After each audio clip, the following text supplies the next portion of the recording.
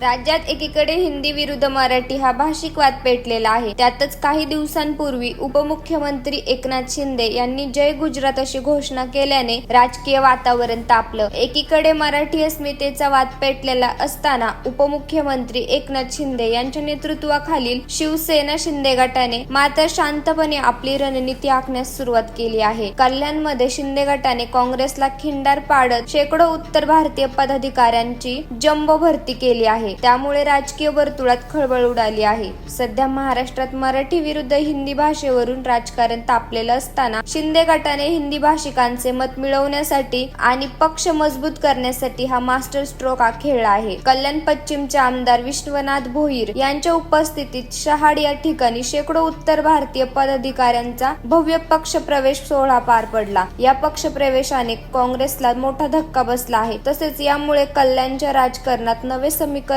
तयार होण्याची चिन्हे आहेत.